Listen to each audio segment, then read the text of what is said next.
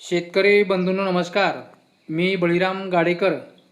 आज दिनांक 11 ऑगस्ट 2026. तर आपण आजच्या अंदाजामध्ये दिनांक 15 ऑगस्ट ते दिनांक 20 ऑगस्ट या कालावधीमध्ये राज्यात एकूण पावसाची काय स्थिती राहील त्या संदर्भात आजच्या व्हिडिओमध्ये सविस्तर अशी माहिती देणार आहे.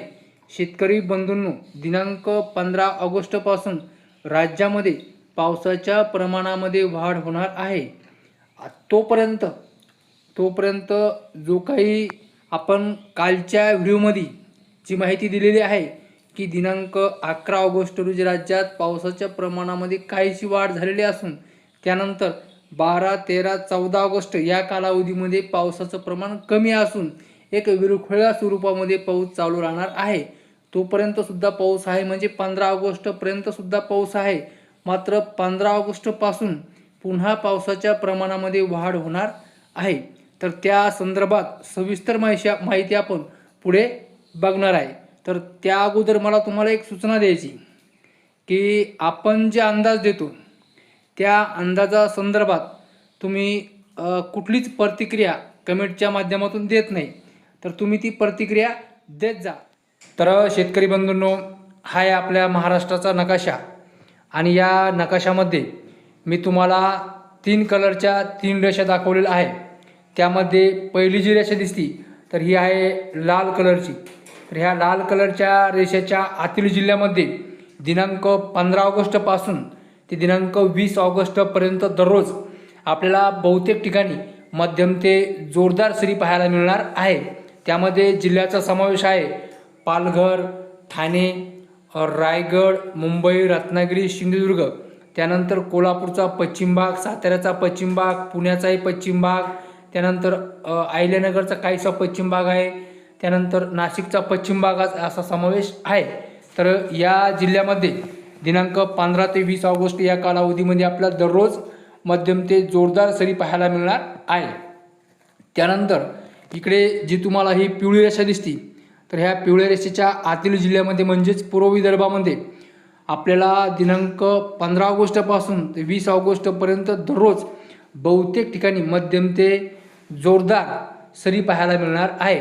त्यामध्ये जिल्ह्याचा समावेश आहे गोंदिया, भंडारा, नागपूर, वर्धा, चंद्रपूर, गडचिरोली या जिल्ह्याचा समावेश आहे.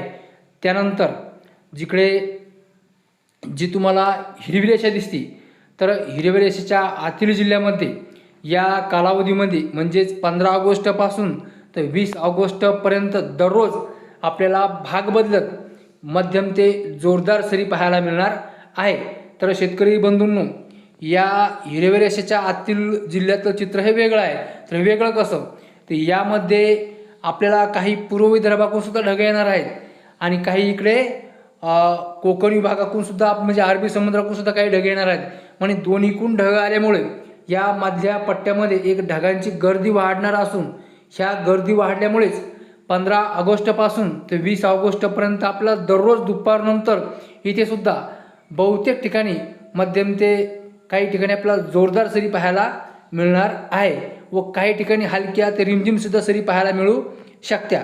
तर यामध्ये जिल्ह्याचा जर समावेश बघितला आपण तर इकडे अमरावती, त्यानंतर अकोला, बुलढाणा, जळगाव, छत्रपती संभाजीनगर, धुळे, नाशिकचा काही भाग, नंदुरबार, अहिल्यानगरचा भाग, जालना, वाशिम, हिंगोली, परभणी, यवतमाळ, नांदेड, लातूर, धाराशिव, सोलापूर, सांगली, सातारा, पुणे म्हणजे राज्याचा पूर्व विदर्भ आणि कोकण विभाग घाटमाथा वगळता राज्याचा सगळा अंतर्गत भागामध्ये आपल्याला या कालावधीमध्ये या अरबी समुद्राकडून येणाऱ्या ढगामुळे आणि पूर्व विदर्भ म्हणजे बंगालच्या समुद्राकडून जे काही ढग येत आहेत तर त्या ढगामुळे एक या अंतर्गत भागामध्ये ढगांची गर्दी वाढून सनी आपल्याला बहुतेक ठिकाणी मध्यम ते काही ठिकाणी जोरदार तर काही ठिकाणी हलक्या तर काही ठिकाणी रिमझिम सरी या पद्धतीने पाऊस दररोज पडत राहणार आहे.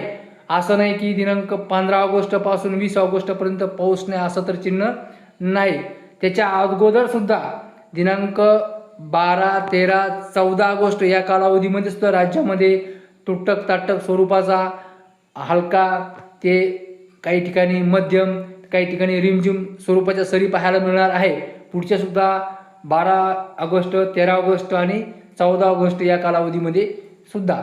मात्र आपण मागच्या 2-3 अंदाजामध्ये माहिती दिली होती की दिनांक 15 ऑगस्टपासून पूर्व विदर्भातून दमदार पावसाला सुरुवात होणार आहे. मात्र त्यामध्ये एक अडचण अशी निर्माण झाली की चीनच्या पूर्व दक्षिण समुद्रामध्ये एक डॉल्फिन नावाचं चक्रीवादळ आलं आणि त्या चक्रीवादळामुळे जो काही आपल्या बंगालच्या समुद्रावरती हवेचे दाब वाढल्यामुळे तिथलचं जे बाष्प आहे हे थोडं पूर्वेला खेचल्या गेल्यामुळे तो पाऊस आपल्या भारतातच म्हणजे मेघालय म्हणजे पश्चिम बंगाल, मेघालय या राज्यामध्ये हा पाऊस जो आपल्याकडं ओडिसा, छत्तीसगड या मार्गे हे ढग आपल्याकडे यायचे ते पुढे सरकल्यामुळे हा पाऊस दमदार पाऊस तिकडे होत आहे. त्यातीलच काही ढग आपल्याकडे येत आहे. त्यामुळे पूर्व विदर्भामध्ये आपल्याला मध्यम ते जोरदार स्वरूपाचा पाऊस पाहायला मिळणार आहे आणि त्याच्याच काही ढग पुन्हा आपल्या पश्चिम विदर्भ मराठवाड्याकडे येऊन इकडच्या अरबी समुद्राकडे ढग म्हणजे दोन्हीकडचे ढग एकत्र येऊन सनी ढगाची गर्दी वाढून अंतर्गत महाराष्ट्रामध्ये सुद्धा आपल्याला बहुतेक ठिकाणी मध्यम ते जोरदार पाऊस पाहायला मिळणार आहे. तर शेतकरी बंधूंनो, हा आता आपला दिनांक 15 ऑगस्ट ते दिनांक 20 ऑगस्ट या कालावधीमध्ये राज्यात एकूण पावसाचं काय सत्र चालू त्या संदर्भातला अंदाज शेतकरी बंधूंनो आपण पुन्हा दररोजचा पुढील 24 तासाचा अंदाज सुद्धा आपल्या चॅनलवर देत असतो. तर शेतकरी बंधूंनो, आजच्या अंदाजामध्ये इतकेच. नमस्कार.